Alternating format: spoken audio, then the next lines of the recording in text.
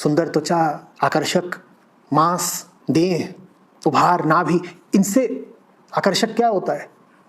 फिर बोले अरे खाल, इस खाल से क्या चूमा चाटी करनी, जिस खाल के ठीक नीचे मल, मवाद, पित्त, मूत्र, तमाम तरह की रज यही बैठे हुए हैं, बस वो दिख नहीं रहे हैं।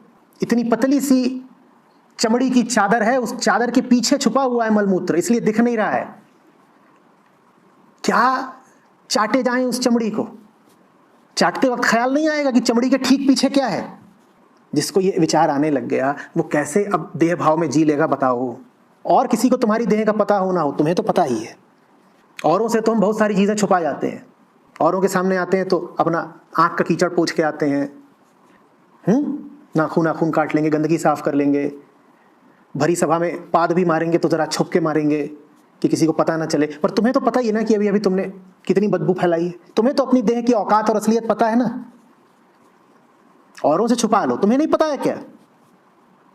बड़ी बेईमानी की बात है ना। दूसरों को रिझाने जा रहे हो देह दिखा के, और जिसको रिझाने जा रहे हो उससे मिलने से ठीक पहले गड़गड़ गड़गड़ गड़गड़ माउथ फ्रेशनर किया है। तुम जानते हो ना कि तुम्हारे मुंह से कितनी बदबू उठती है, सभी के मुंह से उठती है, और फिर भी तुम मुंह में नकली खुशबू बसा रहे हो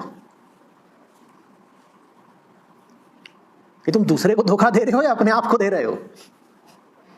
और फिर ऐसे ही रिश्ते टूटते हैं, बड़ी निराशा आती है, झटका लग जाता है।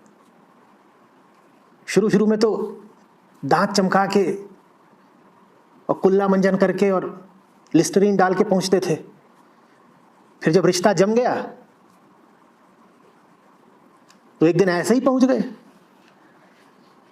ओनियन डोसा खा के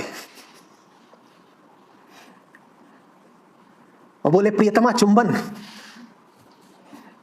ये प्रियतमा अगर उस क्षण के बाद भी देह भाव में जिए तो ये नरक की अधिकारी है, इसका पूरा हक है कि इसको नरक ही मिले। जिसे जगना होगा, जिसे चेतना होगा, वो उस क्षण में जग जाएगी, कहेगी ये है असलियत। सिद्धार्थ राजकुमार के साथ हुआ था ऐसा। उनके पिता को कुछ ऋषियों ने आगाह करा था कि आपका बेटा सन्यासी निकल सकता है, कुछ देखे होंगे उसके लक्षण। तो पिता ने बड़ा बंदोबस्त किया, उसको कभी दुख महसूस ना होने दें, उसके लिए भोग विलास के सब साधन इकट्ठे कर दिए, और राज्य की जो सुंदर सुंदर लड़कियां थीं उनको बुलाते और कहते ये मेरे बेटे के साथ रहो, दोस्ती करो, राग रंग हो, नाच गाना हो। कहानी है, मैं जानता नहीं, कहानी है कि एक रात ऐसे ही देर तक चला नाच गाना, मदिरा इत्यादि भी रही होगी। तो जितनी लड़कियां आई थी उनकी शायद सिद्धार्थ ने भी पी होगी, सब अपना बेहोश पड़े हैं।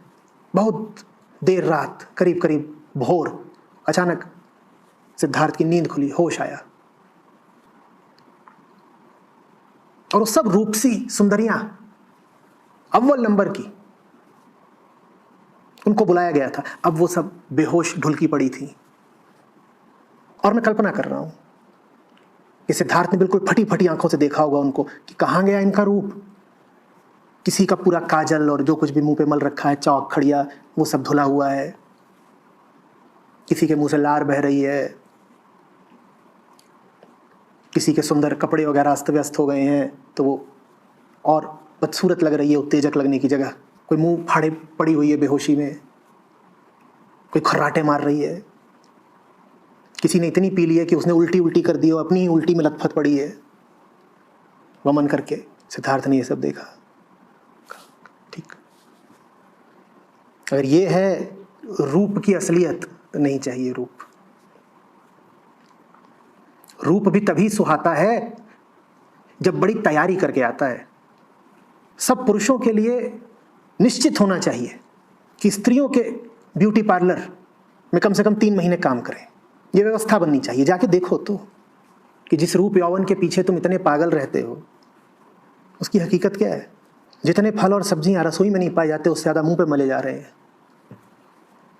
दुनिया भर के रसायन देह पर घिसे जा रहे हैं, भौहें नोची जा रही हैं, बाल नोचे जा रहे हैं, बाल रंगे जा रहे हैं, मोम रगड़ा जा रहा है, और चीख पुकार भी मची हुई है, हाय हाय हाय हाय, आंसू भी निकल रहे हैं, पर यह कार्यक्रम होना जरूरी है ताकि देह आकर्षक प्रतीत हो सके।